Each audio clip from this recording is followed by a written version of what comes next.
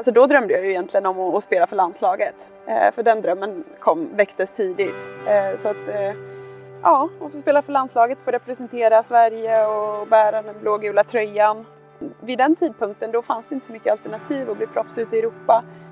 Men sen när jag började bli 15-16 då var den tyska ligan, eller de var redan bra innan. Men där började det bli lite fler lag som satsade och då började jag drömma om att spela i tyska ligan. I och med att de lyckades ute i Champions League och då kände jag väl att tyska ligan är den hetaste ligan, den bästa ligan i Europa och dit vill jag.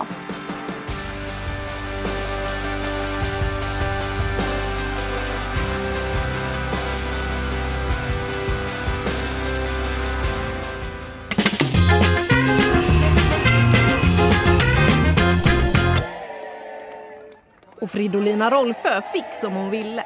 Men Tyskland blev bara ett depåstopp på väg mot något ännu större. Resan som startade på lertäppan har tagit henne hela vägen till Barcelona och Camp Nou. Där tusentals fans väntar på att deras spelarbuss ska komma rullande.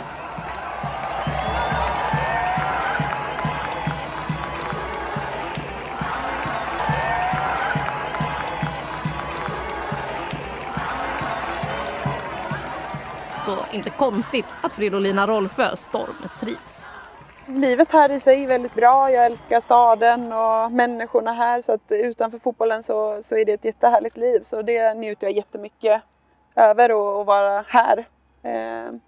Och fotbollen tycker jag är superkul. Vi vinner och det är bara njuter av det. Tröttnar man aldrig på det där? För tittar man på ligan så springer ni ju igenom den. Det är ju enorma siffror ibland. Ja, det är klart att det finns matcher som är roligare än andra. Så kommer det alltid vara. Men på något sätt så tror jag att hur det är i vår miljö. Vi har en träningsmiljö som är otroligt competitive.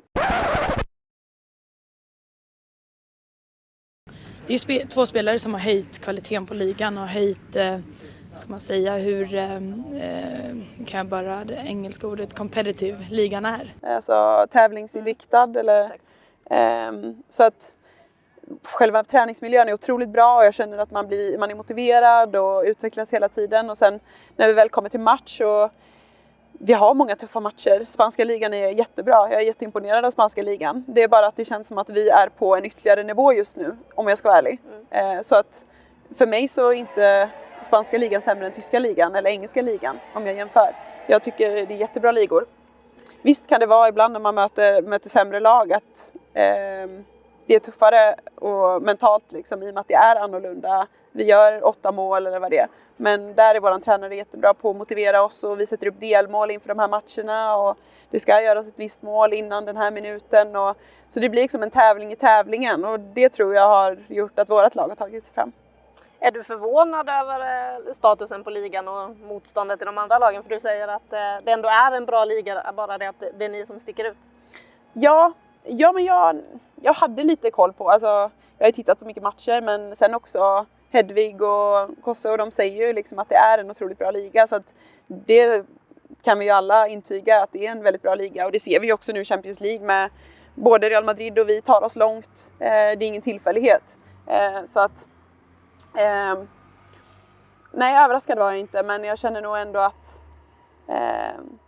jag har sett det med egna ögon att den är bra och det vill man uppleva själv. Under sin tid i damallsvenskan kombinerade Rolfö livet som fotbollsspelare med jobb på bank, vilket innebar att hon ibland fick skynda till träningarna. Efter SM-guldet med Linköping 2016 så valde Rolfö att lämna Sverige för proffslivet och helt nya utmaningar. Det är en annan miljö att vara där, det är en tuffare och hårdare klimat, men jag lärde mig så otroligt mycket under den tiden så att jag är jätteglad att jag valde att gå dit och fick en väldigt bra tid både i Bayern och i Wolfsburg. Så att, lärorika år men också väldigt tuffa. Vad var det som var tufft? Kanske med träningsbelastningen var ju mycket högre. Så att jag hade otroliga problem med skador i framförallt min tid i Bayern. Och, tränade ner min kropp helt enkelt. Och det var påfrestande både mentalt och fysiskt. Men sen också så var det inte så mycket lullor som kanske man var van vid i Sverige utan det var lite mer rakare och det gjorde nog att man blev lite mer hårdhudad och det ser jag mest som en lärdom. Och även hierarkin, att den är väldigt tydlig i strukturen i Tyskland. Det var jag inte heller så van vid tidigare. Så att, lärdomar som jag lärde mig, men också kanske alla strukturer som jag inte tyckte om. Men vad är de största skillnaderna i proffslivet i Tyskland jämfört med Spanien? Vädret. Nej, men det... Ja... Alltså, det är ju 2 helt olika sätt att spela fotboll på, så att bara en sån sak är jättestor skillnad. Och klubbarna, hur de fungerar, och det är många olikheter. Vad känner du själv att du har utvecklats mest i ditt fotbollsspelande sen du flyttade till Spanien? Nej, men jag tror det här just att vara steget före. Alltså, inte bara det här med orientering och se sig för och allt det där, utan att när jag spelar en passning, vad ska nästa spelare göra med den? Absolut, det har man haft i tanken, men nu är det på en ny nivå. Det är så mycket taktik och tanke, liksom, vad gör jag för att underlätta för mina lagkamrater på en annan nivå. Jag kan inte riktigt förklara det, men synka med sina lagkamrater och liksom få rytm i spelet och förstå allt med taktiken och allting. Det har jag lärt mig mest, liksom, och komma in i det, liksom, med de taktiska bitarna, men framförallt tekniska och hur vi spelar, och ja, det är mycket man har lärt sig på den här månaden. Hur går det med spanskan då? Jo, men det går bra. Det går bra. Jag känner att jag förstår det mesta på fotbollsplan nu. Pratar väl lite meningar så där, försöker få ihop det, men den är inte jättebred, mitt förråd, så att det är nästa steg att prata själv, men jag känner att jag förstår väldigt mycket och kan ta mig fram här i samhället, vilket är jätteskönt.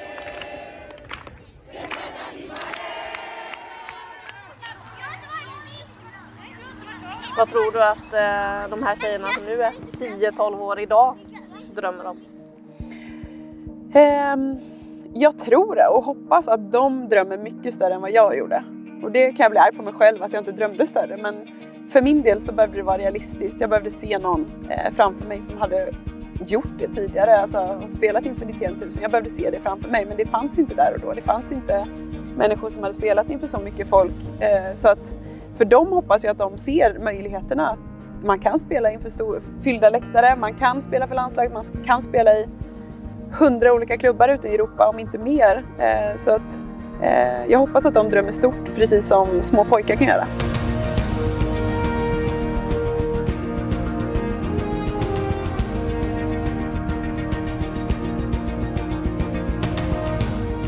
Nu drömmer jag ju om att vinna ett EM-guld. Jag drömmer om att vinna Champions League-guld. Så att, ja, det som är högst upp. Liksom. Nu känner man att man är på en bra nivå, men det är de ädla metallerna man vill åt nu.